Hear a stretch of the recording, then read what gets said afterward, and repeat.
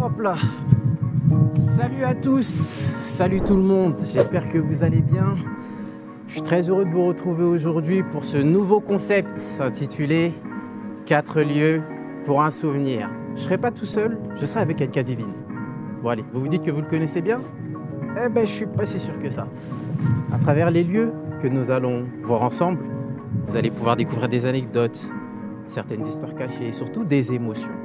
C'est ce qu'on va vous donner aujourd'hui. Vous me suivez? Ok, c'est parti.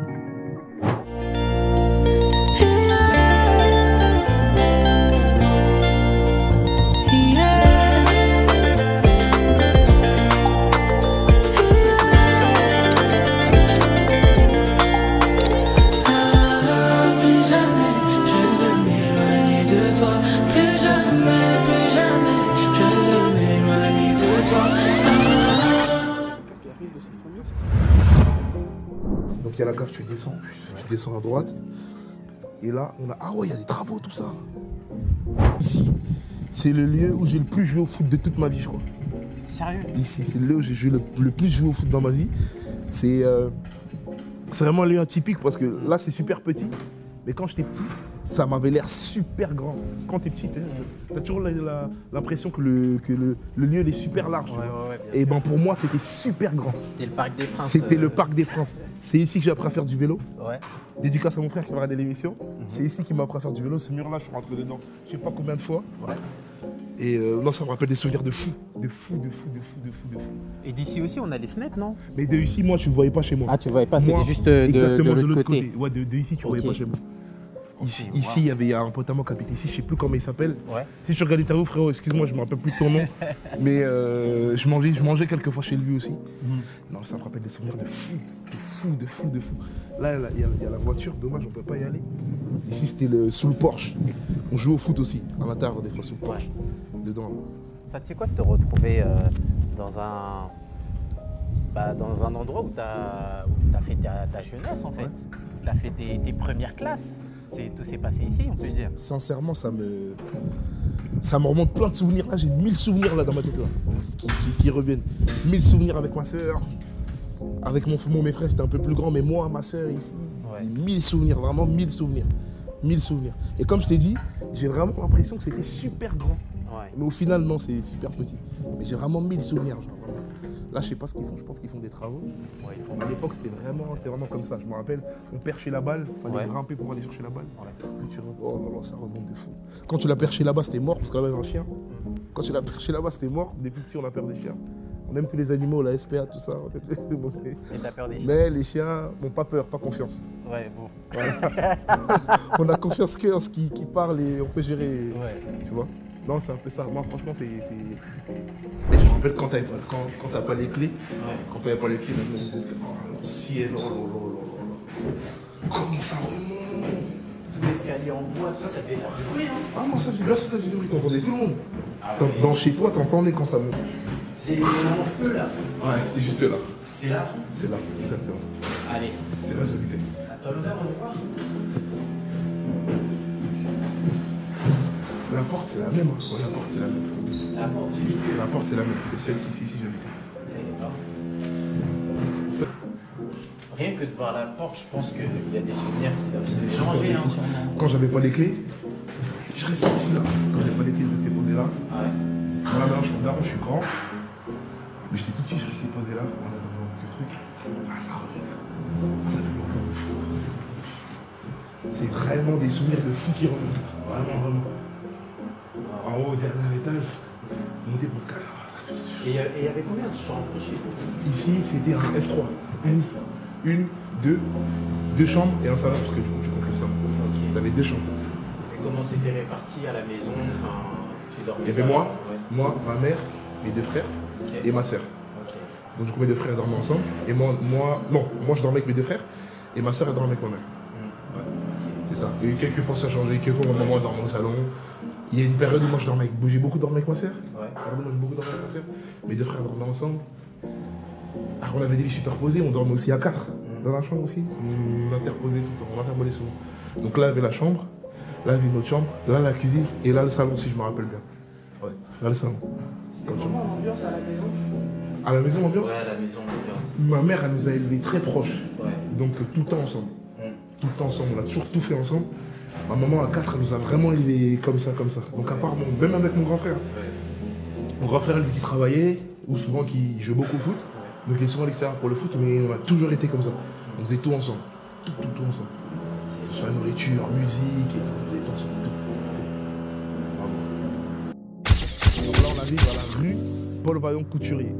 Là, exactement, ici, c'est l'entrée de la sortie de mon école primaire. Ok.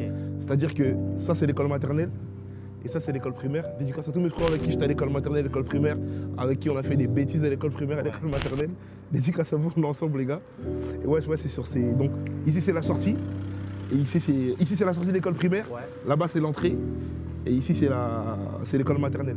Bah là, tu m'as donné un bon indice, ça. Ça veut dire que tu étais du genre à faire des bêtises quand même. À l'école, sincèrement, pour être très sincère, à l'école, j'étais pas le plus.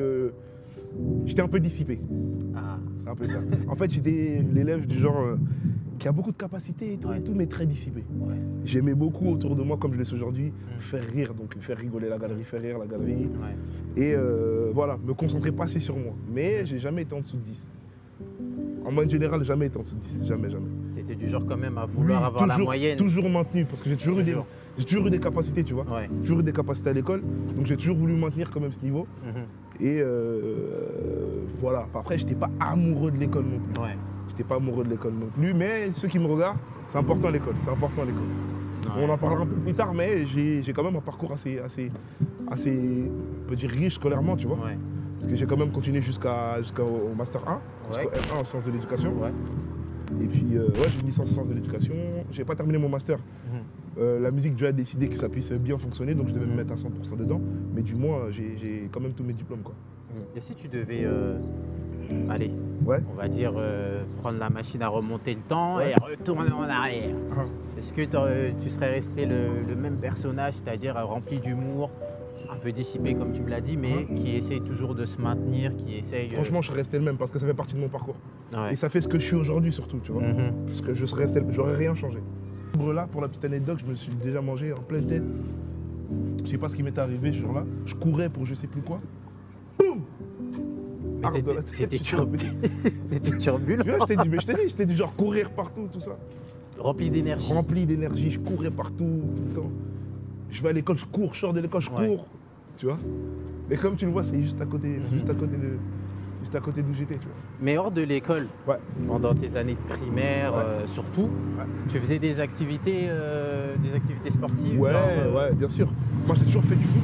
Ouais. Depuis jeune, j'ai toujours fait du foot. Donc, je jouais à Bondy. Quand j'habite à Bondy, j'ai joué à Bondy, j'ai joué à Pavillon-sous-Bois. Ok. Donc, j'ai toujours fait du foot. Et à part ça, c'était l'église. Hein. Ouais. Après, avec les CODIM, il y avait des activités avec l'église et tout. Donc, j'ai toujours grandi dans cet environnement-là. Et c'est à l'église justement et avec la maison où je me suis rapproché un peu de la musique, tu vois. Ouais, parce qu'à la maison c'était beaucoup musique. Tous les derniers albums chrétiens. Ouais. Et du côté de mon papa qui lui a beaucoup été dans la musique, de la musique séculière. Lui c'était côté un peu des artistes séculiers, quoi. Donc c'était plus maman qui était axée sur la musique chrétienne. C'est ça. Et comme j'habitais avec maman, à la maison c'était Sœur Laure, Gaël Musique, Makalamba, Yana Moloto. Et ça nous passage, toutes ces influences-là musicales de chez moi, congolaises, et ce qui fait ce que je suis musicalement aujourd'hui aussi, tu vois.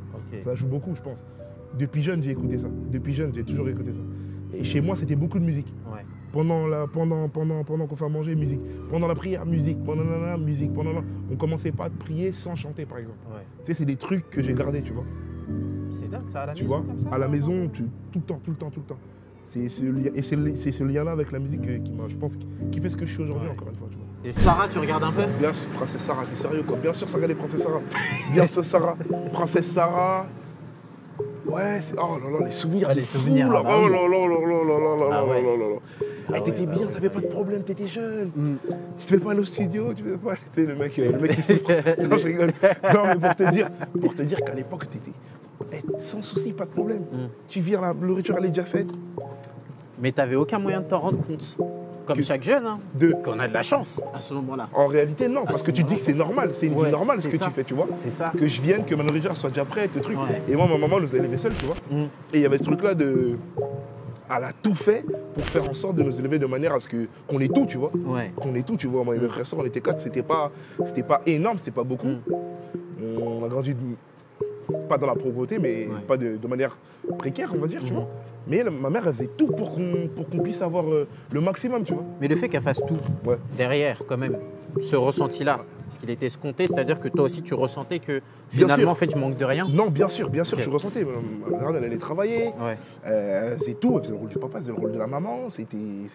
Tout à l'heure, on a parlé hors caméra de l'anecdote que je te disais, je disais, va retirer au mur, tu vois. C'était des trucs où tu... Maman, elle se battait, tu vois. Elle se battait, tu vois. Ouais. Et puis voilà, aujourd'hui, on essaie de le rendre comme on peut. Là où elle est, elle me voit et j'espère qu'elle est fière, tu vois. Ouais. Puis voilà. Sûrement. Puis d'un souvenir. D'un souvenir, là, c'est même pas 4 lieux en souvenir, là, c'est des lieux, des souvenirs, en vrai. Et en vrai, c'est toute la ville qui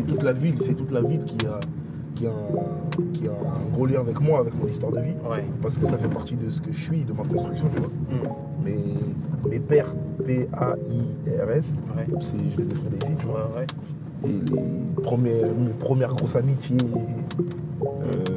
c'est ici, tu vois. Au-delà de ma famille, tu vois, je parle même le rapport à l'autre, le rapport avec l'école, etc. Tu t'as fait toutes tes bases. Exactement, toutes les bases, tu vois.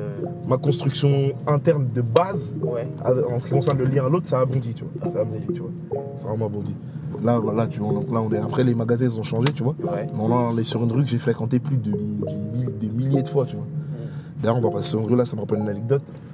Comme je t'ai dit, j'ai déménagé à Bobigny quand je suis rentré en 6e. Okay, et j'ai fait le collège à Bondy par contre. Ok, donc collège Bondy, mais tu as déménagé J'ai déménagé à Bobigny. Okay. Donc du coup, je revenais à Bondy tous les jours. Et du coup, quand je finissais tôt, tu connais quand tu finis tôt, quand t'es jeune, t'es en 3e, 4e, tu traînes un peu, tu vois. Et du coup, on traînait, s'il y a les frérots qui se rappellent, ils vont regarder l'interview, on traînait juste devant le Monoprix. Avec des frérots à moi, tu vois, des potes à moi, on traîne devant le Monoprix, on chamaille, on rigole et tout. Ouais. Il y a la voiture de mon frère qui passe. Et moi, la voiture de mon frère, il avait un Clio 2 à l'époque, Clio 2 blanc, il va s'en rappeler. Comment je me rappelle de la voiture, c'est que devant la plaque, elle était un peu abîmée. Et à chaque fois, il y avait une voiture qui passait, je regardais, on ne sait jamais, parce que mes frères, ils étaient à Bondy aussi, ils avaient leur ami ici aussi. Donc toujours sur le qui-vive. Toujours sur le qui-vive, on ne sait jamais, tu regardes qui peut passer, qui peut voir que t'es pas rentré à l'heure à la maison. La voiture de mon frère, elle passe, je me retourne. Je tourne comme ça, je suis dans le déni. Non, c'est pas lui, c'est pas possible. Du coup, je reste stoïque. La vitresse baisse. Tivine. Et là, t'es avec des potes. Oui. Rentre à la maison tout de suite, dépêche-toi. Oh là là. Oh là là. Punition à la maison. Quoi? Non, même pas punition, on rentre juste à la maison. C'est juste maintenant les frérots, ils te charrient, tu vois. Bah oui. Ils te charrient déjà. Après ça, le lendemain, on te fait ta fête. Rien que je suis monté dans le bus en passant, ils étaient morts de rire, ils étaient pliés. Et puis non, c'est toutes ces petites anecdotes-là dont je me souviens. Et qui me rappellent quand je passe. Par exemple, avant, quand j'habitais à Bondy, tout ça, il n'y avait pas, tu vois. Ouais. Tout ça, il n'y avait pas là. C'était quoi avant? Tout ça, il n'y avait rien ici. C'était en construction. En construction, pardon. Il n'y avait rien ici. Ici, on est verdâtre, il n'y avait rien. Vraiment rien. Eh ben. Puis voilà. Allez hop. Ça d'être grand là. Taille, là, c'est pas facile. Bon, regarde où je t'ai amené. Ok, là, tu m'as amené au stade de l'AS Bondy. AS Bondy football. C'est ça. J'ai eu des fuites. Comme quoi j'étais un grand footballeur, ils t'ont dit. On m'a dit que t'étais un gros joueur. Ils t'ont dit, voilà, dédicace à toutes les personnes qui me connaissent depuis jeune, qui savent que je suis un grand footballeur, et tous les haters, parce que j'ai des haters même avant d'avoir commencé la musique, tous les haters qui disent « Oh, Divi, il n'était pas trop bon, vous n'avez pas de preuves. » Vous étiez là? Vous n'étiez pas là. Non, plus sérieusement. Ouais, non, franchement, ça me fait super plaisir que tu m'amènes ici. T'as fait combien d'années ici? Ici, pas beaucoup. Okay. Pas beaucoup. Pour la petite anecdote, j'ai fait... Donc j'ai commencé le foot ici. Je me vois encore aller signer ma première licence et acheter mes premiers crampons. Pour la petite anecdote d'ailleurs, mon premier coach et l'un des présidents du club aujourd'hui, c'est le père de Kylian Mbappé. Ok. Du coup, c'est à lui que j'ai pris ma première licence avec ma maman. Et c'est à lui que j'ai acheté mes premières crampons. Ma première paire de crampons, c'était une paire d'Adidas. Je me souviens. Et pour le coup, j'ai pas fait beaucoup ici, j'ai fait 1 an. 1 an. Et ensuite, mon frère m'a amené à Pavon-sous-Bois. Okay. Parce que mon frère, lui, il a joué à Pavon-sous-Bois étant jeune. Ouais. Et du coup, il m'a amené à Pavon-sous-Bois. Donc mon frère m'a amené un peu partout en test. Ouais. Parce que le but, c'était que je puisse devenir footballeur professionnel. Et du coup, mon frère, lui, grâce à ses contacts, j'ai pu décrocher pas mal de tests, etc. etc. Je sais que là, vous me regardez, vous allez dire ligaments croisés, c'est pour ça qu'il n'a pas nana. C'est ça, là, tout le monde va se demander pourquoi ça s'est pas fait. Pourquoi ça s'est pas final. fait. Je vais même trouver des excuses, je pense que c'est vocation et vocation. Moi, j'ai du recul aujourd'hui, je pense que le football, c'était pas... J'étais bon, ouais. mais c'était pas ma destinée, ouais, okay. Pour être franc. C'était pas ta destinée. C'était pas ma destinée, le football, c'était pas ma destinée. Après, j'ai quand même une situation aggravante, c'est-à-dire que je suis tombé malade. Ouais. J'étais longtemps à l'hôpital, j'ai attrapé la tuberculose. Okay. C'est-à-dire que j'étais pas mal de temps à l'hôpital. Et après cette période, ça m'a cassé. J'ai dit à mon frère, ben, j'arrête et je reprends l'école, quoi. Ok, d'accord. Et t'as plus jamais repris... Après, j'ai plus jamais repris le foot. D'accord. Après, j'ai plus jamais repris le foot après ça. Tiens, là, on arrive vraiment juste devant les grilles. Après, là, ça a bien changé. Hein. Franchement, il n'y avait pas tout ça. Franchement, ça a bien changé. Mais étant jeune, c'était pas comme ça. Et au final, tu tires quelle expérience de toutes ces années dans le foot? Ou quand même, je dirais que tu as adapté ton comportement pour pouvoir aller au plus haut. Bien sûr. Donc, en quoi ça t'a servi? Qu'est-ce que tu retiens de toutes ces années dans le foot à vouloir performer? Ouais. Sincèrement, le football, ça m'a amené plein de choses. De la rigueur, du professionnalisme, du sérieux, de la concentration. Ouais. Parce que c'est vrai que je suis quelqu'un en général qui me dissipe vite. De la concentration, ça m'a appris à mener un projet à bien, c'est-à-dire... Quand tu es en période où tu dois aller en test, tu dois être prêt sur 6 mois. Tu sais pas à quel moment on peut t'appeler pour aller en test, donc tu dois être prêt. Physiquement, tu dois être prêt. Que symbolise la famille pour toi? Elle a quelle importance par rapport à ce que tu fais? La famille, pour moi, j'ai un dicton que je dis tous les jours. Je le répète à chaque fois, par exemple. C'est propre à moi, c'est propre à mon histoire de vie. Il n'y a rien d'impardonnable avec la famille. Okay. Ma mère, encore une fois, pas son âme, elle nous a éduqués de manière à ce que on forme un noyau. Ouais. On forme un noyau solide et que ce noyau-là, il soit incassable en fait. Ma maman, c'était pas la plus riche du monde, mais l'héritage qu'elle nous a laissé, elle nous en a laissé deux. C'est le Seigneur, Dieu, et le sens de la famille. Dire le sens de la famille. Pour moi, la famille, c'est quelque chose de super important. C'est quelque chose de très très important et ma famille, c'est ma force. Ma famille, c'est une source où je peux me reposer. C'est une source où je puise. La famille, c'est tout. La famille, c'est tout. C'est vraiment ça, la famille, c'est tout. Et quand je parle de la famille, je parle de la famille au sens général, hein, bien sûr. C'est-à-dire moi, mes frères et sœurs, les femmes de mes frères, ma fiancée à moi. C'est ce lien-là qui est incassable, en fait. Okay. Et comme je l'ai dit, c'est un héritage. C'est un héritage que ma mère nous a laissé. Et pour sa mémoire, pour l'honneur de sa mémoire, qu'on veut faire perdurer de génération en génération. Voilà un peu. Bien. Tu verras pourquoi je te parle de famille. Ouais. Je pense que... C'est que tu as des surprises pour moi? J'ai beaucoup de surprises pour toi. C'est vrai? Plus gros résultat, tu vois. C'est vraiment travailler un maximum. Et je remercie toute mon équipe. Je remercie ma boîte de production. Je remercie mon DA. Je remercie toute mon équipe avec qui on bosse vraiment. Et c'est jour et nuit, tu vois. Tout le monde prend son temps pour la mission, là, pour ce qu'on est en train d'accomplir, tu vois. Et il y a certains résultats qu'on verra peut-être dans 10, 15 ans, tu vois. Et d'ailleurs, en parlant de ta fatigue, tu gères comment l'aspect de NK Divine et Divine à la maison, avec la famille, avec aussi ta fiancée. Tu vois, comment tu gères en fait tout ça? C'est dur, sincèrement, c'est dur. Je vais pas mentir, tu vois. Tu arrives à te dissocier ou tu dissocies pas, tu restes la même personne? Non. Je dissocie bien évidemment. Après, je reste la même personne, mais je dissocie ce que je dois faire, tu vois. C'est dur à gérer, à lâcher du lest et tout. Mais après, j'ai mon entourage, tu vois, qui me dit non, là, franchement, des fois, franchement, là, tu dois couper. Là, tu dois, non, là, repose-toi, là, tu dois truc. Mais on a une période où, avec toute l'équipe, avec toute l'équipe, on est une période où on doit travailler un maximum. C'est-à-dire, on est à une période charnière où on doit travailler un maximum, c'est-à-dire, on ne doit pas calculer la fatigue. On ne doit pas calculer la fatigue parce que c'est maintenant qu'on doit faire. Calculer la fatigue, doubler les efforts. Doubler les efforts, faire plus que ce qu'on n'avait jamais fait. De grandes choses, de grands efforts, c'est comme ça, c'est la loi. C'est la loi qui veut. Tu veux un grand miracle, tu dois bosser plus. Pour sauver l'humanité, Dieu il a envoyé son fils unique, c'est comme ça. C'est gros sacrifice pour de gros résultats, tu vois. Après, on aura le temps de se reposer, on aura le temps mais c'est gros sacrifice, gros résultat, tu vois. C'est vraiment travailler un maximum. Et je remercie toute mon équipe, je remercie ma boîte de production, je remercie mon DA, je remercie toute mon équipe avec qui on bosse vraiment. Et c'est jour et nuit, tu vois, tout le monde prend son temps pour la mission, là, pour ce qu'on est en train d'accomplir, tu vois. Et il y a certains résultats qu'on verra peut-être dans 10, 15 ans, tu vois. Mais on travaille pour le scénario. Pour le moment, c'est la mission avant toute chose. Mais par derrière, il y a plein de choses. C'est installer aussi une industrie aussi chrétienne, tu vois. Chacun de sa manière. Je pense à plein de personnes. Je pense au label Lambano Group qui bosse beaucoup. Je pense à Beach Record de mon frère Polo. Je pense à Holy Nation en Belgique qui bosse beaucoup. Je pense à plein de labels. Je pense à De La Haine Record qui met pas mal de concerts en place. Je pense à plein d'artistes, je pense à Jonathan, je pense à plein d'artistes, tous ces artistes-là, tous ces labels-là, je ne peux pas citer tout le monde, mais toutes ces personnes qui bossent, qui travaillent pour l'industrie musicale chrétienne aussi, tu vois. Parce que ce travail-là, c'est histoire de poser et d'instaurer, faire en sorte que les artistes, dans 5-10 ans, quand ils viennent, ils puissent ne pas rencontrer les mêmes problèmes que nous on a rencontrés, par exemple, tu vois. Le manque de ci, le manque de ça, le manque de ci, le manque de ça. On travaille à tout ça. C'est exactement, c'est exactement ça, c'est pas que pour nous. C'est pas que pour nous. C'est un peu ça, tu vois.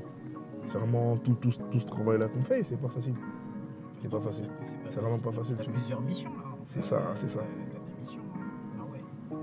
C'est plusieurs casquettes, c'est plusieurs. Mais on tient le coup. On tient le coup. Non, mais il faut. On tient le coup, on n'a pas le choix. On n'a pas le choix. Vraiment, tu vois. Tiens, c'est comme là, on est encore dans le van. Là. C'est l'occasion de poser des petites questions. Vas-y, on y va. Vas-y, on y va. Histoire de te connaître un peu plus. Vas-y, on y va. Je sais même pas c'est quoi ton plat préféré, tu te rends compte? Mon, C'est un crabe, ça. mon plat préféré. Sincèrement, tu dis la vérité? Ouais. J'ai pas de plat préféré. Mais comment tu peux ne pas avoir de plat préféré? Mais j'ai pas de plat préféré. Sur la nourriture, je suis pas compliqué. J'aime juste pas les oignons. Ouais. Excuse-moi. Tu rigoles. Non, moi aussi, j'aime pas les oignons. Ah non, ça, je pensais que t'aimais pas. Non, j'aime pas les oignons. Sérieux? On me le reproche tous les jours. Mais tu vois, par exemple, chez moi, là où tu m'as amené à Bondy, là où j'habitais, ça m'a rappelé ça. Moi, les oignons, je sais pas ce qui s'est passé. Si, je t'explique. Car mon chien, il mange, je sais ce qui s'est passé. Je t'explique. C'est pas bien ce que t'as fait, mon frère. Je t'explique. C'est tout bête, hein. Quand j'étais petit, chez nous, à Bondy, il y a un grec qui s'appelle le Rouge. Ceux qui habitent à Bondy vont le reconnaître. Le rouge verdâtre. Quand j'étais petit, je passais avec le 105 exactement. Le 105, et je sais plus où est-ce que j'allais. Et j'ai vu au grec, il faisait chaud ce jour-là, et à l'extérieur, il y avait un mec qui mangeait un grec, et sur une petite assiette, il avait un oignon entier. Il mange son grec. C'est pas il prend l'oignon comme une pomme, il croque dedans? Non, c'est pas vrai. Donc il mange, tac, il prend l'oignon comme une pomme, il croque dedans, il pose l'oignon, et il mange, il croque l'oignon, il mange. Et depuis ce jour-là, ça m'a dégoûté des oignons. Je sais pas si j'étais petit, si j'en mangeais, mais depuis ce jour-là, je crois. Depuis ce jour-là, tu t'es dit. Non. J'ai une loupe. C'est-à-dire, même tu mets des petits oignons, je vais voir, je vais trier. Donc moi, il faut vraiment que tu broies vraiment les oignons, parce que pour le goût quand même, mais sinon, je fais sans oignons, non, les oignons, c'est impossible. Mais c'est quand même dingue parce que tu as cette difficulté-là à dire ce que tu préfères ou ce que tu aimes, mais tu as quand même une facilité à ressortir ce que tu n'aimes pas. Ouais, ça va beaucoup ça. Ah oui. Chapeau, franchement, il est très... Est-ce qu'on peut me dire pour lui, s'il vous plaît, pour ce constat-là? Franchement, incroyable. Ouais, c'est quoi, c'est paradoxal, on dirait, ouais, mais... Ouais, c'est paradoxal, hein. C'est-à-dire que tu as du mal à dire ce que tu aimes, mais pointer ce que tu n'aimes pas ou ce que tu ne préfères pas, ça, c'est beaucoup plus simple. En tout cas, les oignons, c'est sûr que j'aime pas. Ça, si tu veux qu'on s'entende, mets pas d'oignons dans mon plat. Genre, ouais. Cinéma, j'aimais le cinéma. Regarder des films à la maison. Les séries, t'es pas trop série? Je suis pas trop série. La meilleure série du monde, c'est Prison Break. Il n'y a pas de débat, on peut passer à autre chose. Voilà, je suis pas ouvert au débat. Non. Voilà, non. C'est toi, hein? Voilà. La meilleure série, tout le temps confondue, c'est Prison Break. Et du coup, en vrai, ouais, c'est ça. Donc, cinéma, le foot. Cinéma, le foot. J'aime bien l'art, j'aime beaucoup l'art. C'est-à-dire tout ce qui est peinture. J'aime bien aussi le théâtre. Après, j'en fais pas tout le temps, mais c'est des choses que j'aime bien. J'aime bien tout ce qui est en rapport avec l'art en vrai. C'est-à-dire, genre, je peux aller à des expos. Chacun de ma fiancée, on fait des expos. On va à des expos. C'est intéressant que tu parles de théâtre. Tu te verrais un jour sais pas, jouer dans une pièce Sincèrement ou bien faire un court-métrage, tiens. Avant que je puisse entrer, on a parlé rapidement de mon parcours scolaire, mais avant que je puisse entrer en licence, en sciences de l'éducation, enfin, en double cursus avec mon diplôme d'état d'éducateur spécialisé, je voulais faire du théâtre, je voulais faire les cours Florent. Au final, je me suis renseigné, c'est un peu cher, merci beaucoup, au revoir. Mais j'aime beaucoup le théâtre, et je dis ça souvent, je kifferais jouer dans un film. Après là, il n'y en a pas l'occasion, mais j'aime beaucoup tout ce qui a un rapport avec, tout ce qui a un rapport en fait avec l'art. J'aime beaucoup tout ce qui a un lien avec l'art. Genre le cinéma, sur le théâtre, le cinéma. Après, en tant qu'éducateur spécialisé, je fais tout ce qu'on appelle les médiations. Donc les médiations artistiques, la musique, la peinture, le théâtre, toutes ces choses-là. C'est pour ça que j'ai un lien particulier avec ça. Parce qu'avec mes jeunes, en fait, on bossait beaucoup sur ça, tu vois. Ok. C'est bien. On revient un peu dans la musique. Yes. Rapidement, vite fait, la musique. Bon, là, je sais que c'est pour toi qu'on est là. Hein. Tu vas m'aider un peu. Vas-y, on y va. Tu vas m'aider un peu. Là, je suis sur l'album Destiné. Ouais. L'album Destiné. Encore félicitations. Merci beaucoup. On va continuer de féliciter pendant combien de temps? Merci. Jusqu'à ce que le Seigneur revienne. Tant qu'on fait du bon boulot pour Dieu, on continue à se féliciter, ça fait toujours du bien. Amen. Par contre, il y a une chose pour laquelle je te félicite, c'est que j'ai beaucoup d'embarras à choisir mon top 3. C'est vrai? Ouais, j'ai beaucoup d'embarras à choisir mon top 3. Mais il y a une chanson qui ressort à chaque fois que j'en fais. C'est À Foison. Ok. À Foison. Je ne vais pas te demander de me l'expliquer pourquoi. Pourquoi À Foison, puisque tout est clair. Yes. Mais juste comprendre l'esprit. Ouais, c'est la L'esprit chanson. dans laquelle tu as écrit la chanson, parce que personnellement, quand je l'écoute, c'est pas j'aime Dieu, mais c'est comme si j'étais amoureux. Bien sûr. C'est vraiment de l'amour, vraiment plus que de qu'il sympa. Bien sûr. Est-ce que c'est vraiment dans ce contexte-là que toi tu l'as écrite et chanté? Bien, c'est dans un autre état d'esprit. Ça va être simple. À Foison, c'est l'une des chansons préférées de mon frérot, mon DA Yohan. Ok. Et quand on faisait l'album, on a composé tout l'album à la maison. Ouais. Après, on a enregistré en studio, mais on a composé chez un home studio à la maison avec Yohan. C'est-à-dire, la plupart des chansons, on les a fait à deux. Et on cherchait à faire une chanson. Quand on fait un titre, il y a des types. C'est-à-dire, on cherchait à faire une chanson type église, pour l'église. Parce qu'on sait que si on met par exemple un titre comme Entre tes mains, comme Destiné, il va falloir aussi que les personnes qui écoutent des chansons type église, type Gaël Musique, se retrouvent dans le projet. D'accord? Donc la chronologie, c'est ça. C'est-à-dire qu'on voulait chercher à faire une chanson type église. Il a enregistré les guitares. Il a enregistré les guitares, on était sur une piste de drum. Il a enregistré les guitares. Et on cherchait un refrain. Et moi, j'avais enregistré une maquette à l'époque, il y a plus de 1 an ou 2 ans, où je disais... Oui, c'était ça. C'est ça, mais c'était en mineur. Ça n'avait rien à voir avec la structure de truc. Et Yohan, il me dit, mais t'as une chanson comme ça qui dit à foison, un refrain comme ça qui dit truc. Essaye de le mettre là. Et je le mets, boum, ça colle. Mais moi, quand on a fait la maquette, j'aimais pas trop. Et lui, à chaque fois, il me faisait écouter. Je disais, ouais, il me disait, ouais, ça va être dans l'album et tout. Elle est trop bien. Je disais, ouais, trop long. Genre, parce que j'avais déjà composé Entre tes mains, Tout donné, que j'écoutais tous les jours. Je me disais, mais ça, c'est des bangers. Oui. Je me disais, c'est des titres, waouh, trop bien, j'écoutais tous les jours. Et à Foison, je ne connais pas spécialement. Et comment on l'a composé à Foison, c'est qu'on a le studio, on l'a fait à deux. Premièrement, pour la piste de drum. Pour ceux qui sont instrumentistes, je ne sais pas si tout le monde va comprendre, mais lui, il est en retard au studio. Moi, j'ai commencé à poser l'intro aux guitares. Donc, dans le début. Ensuite, Yohan, il est arrivé. Ce qu'il a fait, c'est qu'il a mis la drum. Il a mis la drum. Et pendant qu'il mettait la drum, donc il n'y avait pas de guitare. Il y avait une base juste de guitare. Donc moi, je chantais. Donc il n'y avait pas d'instrumentiste. Il y avait moi, lui dans la cabine en train de jouer à la drum, moi en train de chanter, et je chantais. À Foison. Donc tout le début, à Foison. Et tout le refrain, tout le couplet. Donc j'ai fait une top line que je n'avais pas encore posée, je n'avais pas encore écrit dessus. Et pour la petite anecdote, même le « Et le j'ai tombé, m'a beaucoup ». De base, on rigolait. J'ai dit « Et le j'ai tombé, m'a beaucoup ». Lui, il m'a suivi. Et moi, je dansais, mais on rigolait de base, tu vois. Et au final, c'est comme ça qu'on a... Ça s'est fait au feeling. Exactement, naturellement. Au feeling. Et c'est les titres communs que j'ai toujours entendu. Si on voit la conceptualisation de la musique, ça peut se rapprocher de Makalamba, ça peut se rapprocher un peu de Gaël Musique. C'est des titres avec lesquels j'ai grandi. Et c'est ça qu'on rapporte. Et le message est clair et net. à foison, amour aux anangoponanga. Donc l'amour que tu me portes, c'est un amour à foison. Quoi. Exactement. C'est un peu comme ça qu'on a composé le titre. Et après, voilà, l'écriture, ça s'est fait très naturellement. J'ai écrit dans la cabine, très naturellement pour les couplets. En chantant, j'ai pas spécialement écrit, j'écris pas, mais c'est dans la cabine, donc avec le feeling, avec le truc, avec l'aide de Dieu, ça s'est fait naturellement, vraiment naturellement. C'est une grâce hein, quand même d'écrire. Ouais. De savoir écrire.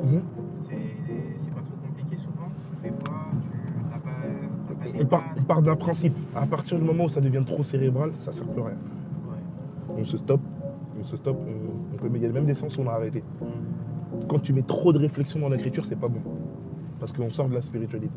Ça doit être quelque chose qui doit s'être fait naturel. Je dis pas que je fais des jeûnes pendant 6 mois avant de prier, non. La prière, c'est mon quotidien. Et quand je vais écrire, Seigneur, inspire-moi. Et hop, et je parle souvent de ma vie, hein, de ce que je vis. On parle de la destinée. Et le but d'un album, c'était que chaque personne puisse se retrouver au moins dans un message. Donc j'ai pu parler par exemple dans Espoir, je peux parler de ce qu'une personne peut ressentir quand elle perd espoir. Quand je parle d'entre témoins, une personne qui a passé toute sa vie en dehors des voies de Dieu et qui a tourné le dos au Seigneur, mais qu'au final, toute sa vie entre ses mains, toute sa vie entre les mains du Seigneur. Quoi. Donc c'est un peu ça. Et ça justement, ça t'a parlé de choses qui te concernent. Si on t'a jugé en termes de pourcentage, des textes que tu as écrits, où tu estimes que voilà, ça c'est quelque chose que j'ai vécu. Ouais. Le pourcentage il s'élève à combien à peu près? Sur 100% de ce que tu as pu écrire. 70. Hein. 70, ouais. 70. Quand même. 70, ouais. 70, ouais. Je pense qu'en tant que jeune, on traverse un peu les mêmes choses avec le Seigneur. Le processus de l'adolescence, on passe tous par ça. La puberté, on passe tous par ça, etc.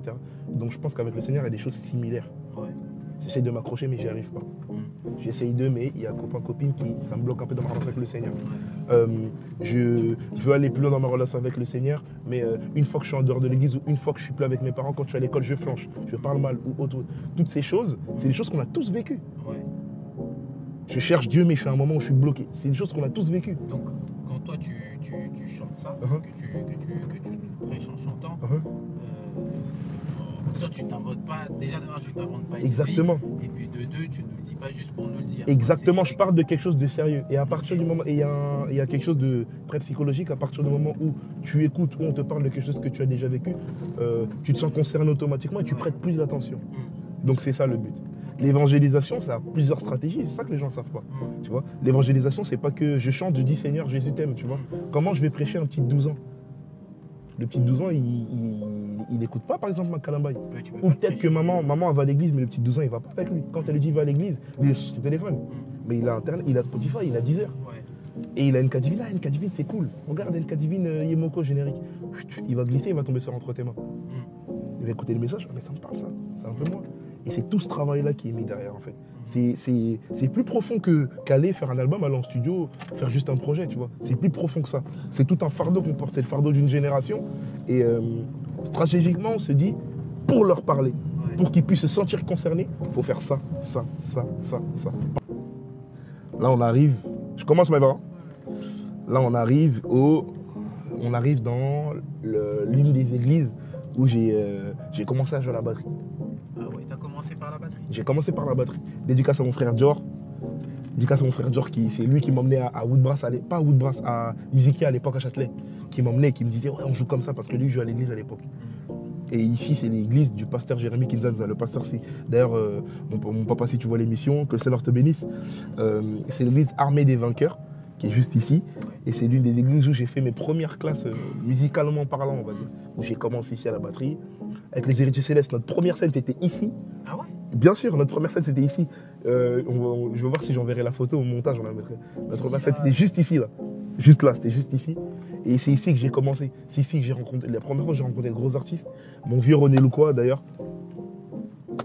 Un grand salut à toi mon vieux, qui est un grand frère aujourd'hui, qui est même un père et qui m'apporte beaucoup, qui n'hésite pas à m'appeler, à me donner des conseils. Et recevoir des conseils de ce genre de personnes, c'est que ça peut que fructuer dans ta carrière en fait, tu vois. Et c'est ici où J'ai commencé. Tu as fait véritablement tes premiers pas Mes premiers pas dans la musique, c'est ici. de la musique. J'ai commencé à tenir un micro, commencé à me laisser librement, c'était ici. Et après, en parallèle, j'ai rencontré mes frères. Les Antilles, je l'avais déjà rencontré. J'ai rencontré mon bro Yohan, mon bro Christo, j'ai rejoint la team musique. Et en parallèle, c'est là que j'ai commencé à croître, en fait, musicalement parlant. Ok. C'est ça. Mais dis donc, ça te fait quoi de revenir ici là? Ça fait tout drôle, ça fait tout drôle. Le dimanche, tu me voyais ici avec ma petite drum. J'allais. Dédicace à mon vieux d'ailleurs, je ne l'ai pas dit. Je fais beaucoup de dédicaces, mais c'est mon émission. Qui est pas content? Qui est pas content là? Voilà, c'est mon émission, souffrez. Dédicace à mon vieux Bourdon, mon vieux Dadier, qui est l'un des guitaristes qui a joué Natchila et Motema de Moïse Matuta. Ouais. Et du coup, c'est lui qui a commencé à m'apprendre les premières notes de guitare. C'est lui qui a commencé à me les apprendre ici. Et ouais, c'est vraiment un grand frère pour moi. Et ça, beaucoup d'émotions. Je me rappelle que j'allais au lycée. Je finissais à 18h le mercredi. Je venais à l'intersection, j'allais à l'école avec mes baguettes. Ouais. Je finissais à l'intersection, je venais là. C'est ici. Mes premiers pas de la musique, c'est ici. Batterie, guitare, mes premiers pas vraiment, c'est ici. C'est ici. C'est comme si c'était une... Tout à l'heure, on a vu l'école maternelle, ouais. On a vu la primaire. Ouais. Et là, on a l'école de musique, entre guillemets. On va dire ça comme ça. On va dire ça comme ça. Le départ, c'est là. Après, j'ai aussi l'église Merak avec qui où j'ai rencontré mon vieux Chouchou, mon vieux Sonny Nawed, triple zénith, mon père dans la musique, qui lui m'a apporté énormément, qui lui maintenant m'a apporté la stabilité. Comment tu peux jouer en groupe, comment tu peux commencer à accompagner, comment tu peux nanana à la guitare, toutes ces choses-là une rigueur surtout aussi. Toutes ces choses-là qui font aussi ce que je suis aujourd'hui musicalement, quoi. Symbiose quand même de toutes ces expériences acquises auprès de ces différentes personnalités. Et de grands dans la musique surtout qui m'ont bossé des personnes que je regardais à la télé. Et quand je les ai rencontrés, j'étais fan. Du coup, je pouvais que les écouter, quoi. Dédicace à l'évangéliste Thomas Lokofé, qui était l'évangéliste aussi de mon église, qui nous a beaucoup aussi apporté. Voilà, toutes ces grandes personnalités que j'ai côtoyées et qui m'ont apporté aussi indirectement dans ce que je fais aujourd'hui musicalement. Mais tu savais ce que tu faisais? Enfin, tu savais ce que même un tout petit peu, ce que tu allais devenir? Sincèrement, non. Sincèrement, non. Parce que c'est paradoxal, mais je vais utiliser le mot victime. C'est-à-dire, je suis victime, mais pas trop parce qu'on a travaillé pour. Et là, je vais revenir je vais parler avec des personnes avec qui j'ai travaillé toutes ces choses, mais c'est toutes ces choses que j'ai semées, mais sans savoir spécialement où j'allais. Hein. C'est juste par amour. Ici, c'était quand 2014, 2015, 2016. Je savais pas que j'allais faire de la musique comme ça à plein temps. Et c'était aucunement dans ma tête. Le mot carrière, pour moi, c'était non, je fais ça parce que j'aime le Seigneur, point. Okay. C'était aucunement dans ma tête et c'était aucunement... aujourd'hui, j'allais faire le Casino de Paris. Demain, on va faire d'autres salles. Non. C'est pour l'amour. Avant tout. Avant toute chose. Et seulement, en vrai. Et seulement, même. Tu vois, ça, c'est un truc de... Juste là. Ça, c'est un lieu. Ça, c'est un lieu, ça, vraiment. Ça, c'est un lieu. Ça, c'est un beau lieu, ça. Tête du Blanc-Ménil. Ça bloque un peu devant, mais tête du Blanc-Ménil. C'est comme si c'était hier. C'est comme si c'était hier, je te jure. Mais ça fait bizarre, là, bloc à part. Hein. Ouais. Je te jure. Même moi, j'ai des souvenirs, mais bon, on est là pour toi. On est là pour toi. Allez. Descente avec charisme raté. Théâtre du Blanc-Ménil. Le théâtre du Blanc-Ménil.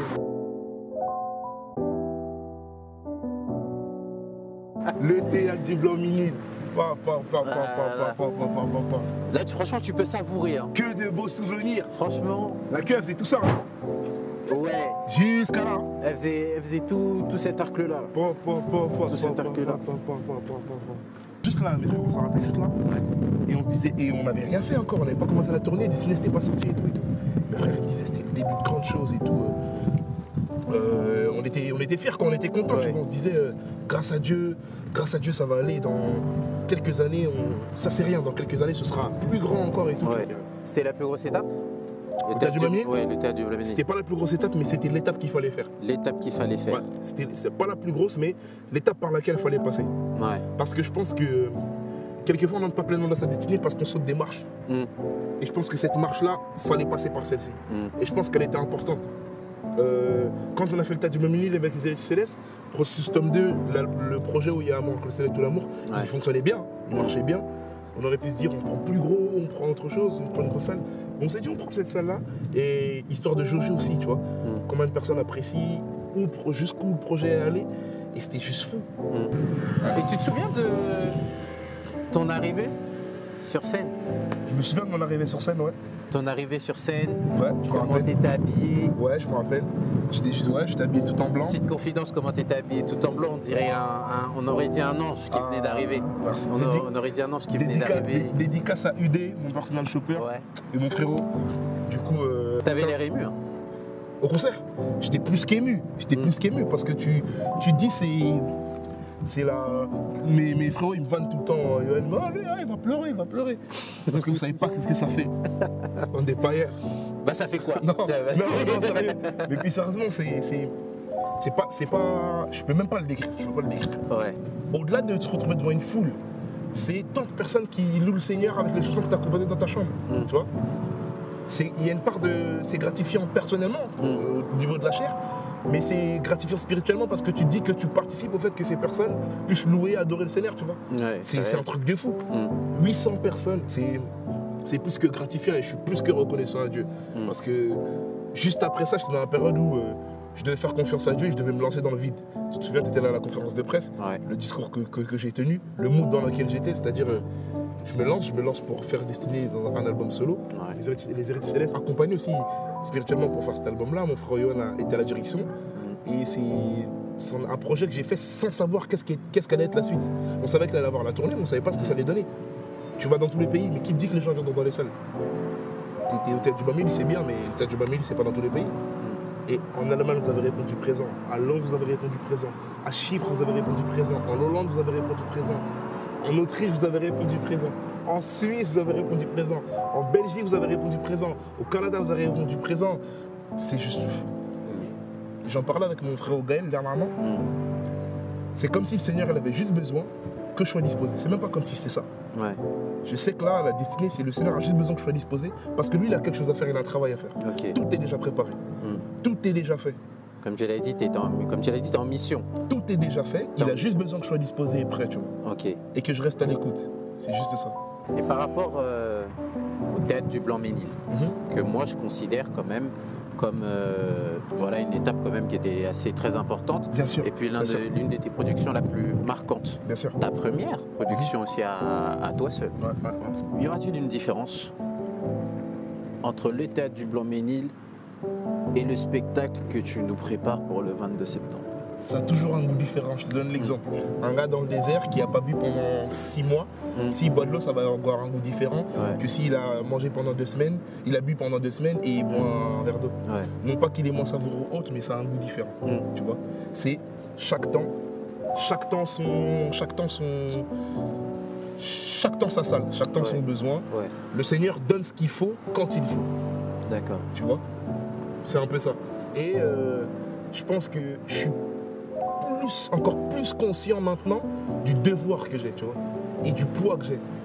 Je suis encore plus conscient maintenant de ça. Voilà, je peux être là à la cool et tout, mais c'est une grosse charge qu'on a. Je dis qu'on a parce que c'est moi et toute l'équipe. Et un gros travail qu'on a, et c'est le poids de 2000 personnes, c'est-à-dire c'est 2000 personnes qui viennent écouter le message du Seigneur. Maintenant, tu te dois, au-delà de leur livrer un beau spectacle, des belles artifices, des belles lumières, etc., leur donner pas ce qu'ils ont envie, mais ce dont ils ont besoin. Et c'est ça, à nous les artistes, c'est là où on doit discerner. Et c'est là où on doit être à l'écoute de Dieu, tu vois. Parce que c'est mélanger tout, faire un mélange de tout. C'est pas parce que je te donne ce dont tu as besoin que je ne fais pas un beau spectacle, que je n'ai pas de belle lumière, je n'ai pas de belle tenue, que non, c'est un ensemble justement. Tout ça joue. Mais tu rentres chez toi avec ce dont tu as besoin. Tu vois, ce dont tu as besoin. Et ce dont ils ont besoin, c'est le Seigneur. Ok. Je profite de cette émission aussi pour dire merci à mon équipe. Merci à mon équipe parce que souvent, on voit l'artiste, mais on voit pas tout le travail qui est derrière. Moi, c'est vrai, je travaille, mais moi, je suis plus sur la mise en œuvre. Sur l'élaboration, je suis pas seul, tu vois. l'organisation, c'est que ça vient de Dieu, ça descend sur l'équipe. Ça vient de Dieu, la vision est transmise à l'artiste. L'artiste transmet la vision à toute l'équipe. Qui l'équipe, elle, maintenant, travaille, chapeaute et met en place, élabore, tu vois, avec l'artiste. Et ensuite, on met en œuvre, tu vois. Et sur la scène, c'est moi qu'on voit, mais c'est le travail de toute l'équipe. Donc merci à toute mon équipe. Ma maison de production, mon directeur artistique, mon attaché de presse, mes vidéastes. Toute mon équipe, toutes les personnes avec qui je travaille, l'équipe qui me suit en tournée, tout le monde, je vous remercie du plus profond de mon cœur. Et le Seigneur, il vous rendra ressenti parce que vous participez à la mission du Seigneur. Du coup, merci. Tu vois, tout à l'heure, je te parlais de famille et que je te réservais une surprise. Yes. Je pense qu'on ne peut pas accomplir le travail que tu as accompli sans pour autant considérer son entourage comme étant une famille ou les personnes avec qui on travaille. Exactement. Donc tu peux me le confirmer aujourd'hui que je confirme. C'est ta deuxième ou voire ta famille, tout simplement. Il n'y en a pas deux, il n'y en a pas une. Voilà, bien sûr, non, je le confirme. Toutes ces personnes-là mettent leur pierre à l'édifice et me construisent aussi en tant qu'artiste, tu vois. Me construisent en tant qu'artiste et bien sûr, c'est ma famille, tu vois. C'est bien. Ma famille. Et quand on est en famille, on fait le travail avec amour. Exactement. Et donc, seul, on va vite, mais ensemble, on va plus loin. On va plus loin, On va vraiment plus loin. C'est réel. Ici, au Théâtre du Blanc-Ménil, il y a beaucoup de personnes, la quasi-totalité des spectateurs sont venus. J'aime pas les appeler spectateurs parce qu'ils sont venus, ils ont participé aussi au concert. La façon dont ils sont rentrés, c'est pas la même façon dont ils sont ressortis. J'espère bien que pour le 22 septembre au Casino de Paris, tu nous assures que la façon dont nous allons rentrer n'est pas la même dont nous allons sortir. Je t'assure même pas, je te l'assure même pas. S'il y avait un mot plus fort que assurer, et là je te parle pas de moi, je te parle pas de moi, je te parle de ce que le Seigneur est en capacité de faire. Qui s'imaginait qu'on aurait été en capacité de faire un soldat en 13 heures? Personne, ni moi. D'ailleurs, merci infiniment pour toutes les personnes qui ont pris leur place. Et le Seigneur réserve quelque chose de grand. Si tu as un problème, tu as un souci ou autre, viens. On a l'habitude de dire que c'est qu'à l'église qu'il y a des miracles, c'est dans les grosses conférences qu'il y a des miracles. Et un miracle, c'est pas obligatoirement que tu sautes et que le Saint-Esprit te touche et que tu gigotes dans tous les sens. Non. Tu vas venir avec un poids, tu vas repartir sans. Parce que le Dieu que je prie, je suis sûr et certain qu'il est en capacité d'agir pour le problème que tu as. De la même manière, il a agi pour moi, de la même manière, il a pu penser moi, mes plaies, mes blessures. Et le public qu'on vit, c'est en principe les adolescents. Les adolescents sont torturés par plein de choses. Et c'est ce poids-là, ce fardeau-là de la jeunesse qu'on a envie de porter, tu vois. Et j'ai envie de leur dire que c'est impossible de servir Dieu, d'être pieux, de marcher avec le Seigneur et d'être stable émotionnellement, d'être stable physiquement, d'être stable dans tous les axes de ta vie. C'est possible, avec le Seigneur c'est possible, tu vois. Et c'est toutes des choses c'est de ça qu'on va parler en musique. Ok, super. Et le concert va te redonner espoir. Dans le concert, tu vas donner ta vie entre les mains de Dieu. Au concert, tu vas dire que mon miracle c'est aujourd'hui, c'est l'élo. Yes. Tu vois. Yes. Au concert, tu vas dire que c'est ta destinée. Au concert, tu vas dire qu'il est le seul à le faire, qu'il est mon co, tu vois. Au concert, tu viendras faire toutes ces choses-là. Et je suis assuré que le Seigneur va faire quelque chose de grand. Encore une fois, je ne me repose pas sur moi, mais je parle de ce que je peux vivre avec le Seigneur. Yes. Je devrais dire Amen. Amen, disons Amen. Si vous êtes à la maison, vous pouvez dire Amen. C'est plus l'ouverture avant l'ouverture des portes. L'ouverture des portes, c'était 18h45. 18h45. Mais au bout de, je pense à 15h déjà, c'était... 15h, c'était full. Ouais, 15h, c'était full. 15h, c'était full. Tout le monde attendait comme ça. Et surtout, le moral de chacun, le moral de chaque téléspectateur et spectateur, de chaque spectateur, je répète, le moral de chaque spectateur était au zénith. C'est-à-dire que tout le monde avait le cœur disposé à ce qu'il se passe quelque chose. Et c'est ça qui fait la différence. Ouais. Et j'ai envie de dire, disposé ou non, le Seigneur quand il agit, c'est lui qui décide, c'est pas toi qui décide, tu vois. C'est-à-dire que souvent, on ne va pas dévoiler toutes les stratégies, mais comment on travaille, l'une des stratégies d'évangélisation par le biais de la musique avec la jeunesse, c'est du bouche-oreille. Viens, il y aura des sébènes. Vas-y, viens, tu vas voir. Viens, t'inquiète, tu vas voir. Et tu vas pas ressortir comme t'es rentré. Tu vois. C'est vrai. Il y aura des sébènes, viens. Viens, t'inquiète, il y aura des sébènes, oui, viens. Écoutez, tu vois. Bah tiens, aux jeunes qui te regardent, puisque là on a beaucoup parlé de toi, on a fait tout un parcours de lieux qui j'espère t'ont ravivé beaucoup de souvenirs. Je pense que oui. Mais si tu dois t'adresser aux jeunes qui, comme toi, embrasse le monde de la musique chrétienne. Ouais. Quels sont les... Allez, on va prendre 3 conseils. Vraiment 3 conseils vraiment très importants qu'il faut appliquer, mais vraiment fermement, et se dire que voilà, ça, il faut s'y tenir pour pouvoir réussir, que ça soit musicalement, mais aussi sur le plan spirituel, et être aussi en phase avec ça. Avant toute chose, je ne vais pas parler de 3 principes, mais je vais parler de 3 premiers principes. Prière, prière, prière. Ça, c'est net. Avant toute chose, c'est la base. Dans la prière, tu as la relation avec le Seigneur. Dans la prière, tu as l'intimité avec le Seigneur. Dans la prière, tu as la proximité avec le Seigneur. C'est 3 choses qui sont exactement la même chose. Avant toute chose. Secondement, le travail. Aujourd'hui, généralement, on fait les choses à l'envers. C'est-à-dire que je me crée d'abord une équipe, je travaille d'abord mon style, etc., etc. Ensuite, je commence à travailler un peu la musique et quelquefois, je prie parce que je dis Jésus dans ma musique, tu vois, avec toute humilité, tu vois. C'est juste un constat. Je pense que le schéma, il est inverse à faire. Prier, travailler. Et ensuite, le reste, ça viendra seul.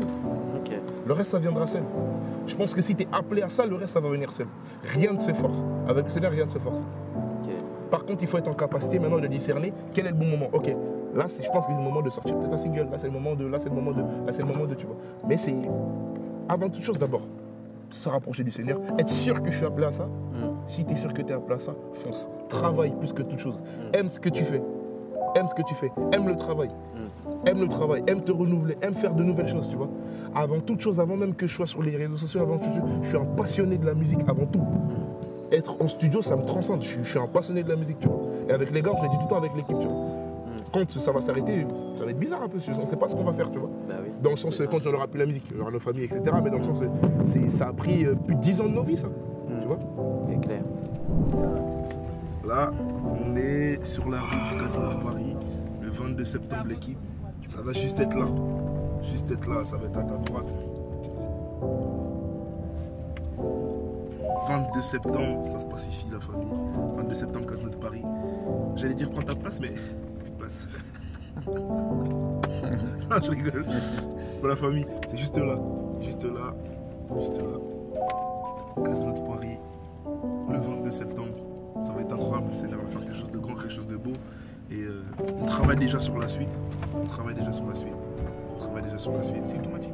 On travaille déjà sur la suite et assurer qu'il y aura quelque chose de grand qui va se passer. Assurer. Assurer de ça. Assurer de ça. Les amis, ce nouveau concept touche à sa fin. Donc nous étions avec Kenka Divine. On a pu découvrir 4 lieux. Et on a eu la chance quand même de partager pas un souvenir sur chaque lieu, mais plusieurs souvenirs. Donc nous avons été là où il a grandi, là où il a fait ses classes au niveau du foot. Pour terminer, le théâtre du Blanc-Ménil, le théâtre d'une très grande histoire. Donc j'espère que cet élément vous a plu. Donc je remercie NK Prod, ainsi que toutes les équipes qui étaient derrière mobilisées afin de concevoir ce programme comme il se doit. Sur ce, je vous dis à bientôt.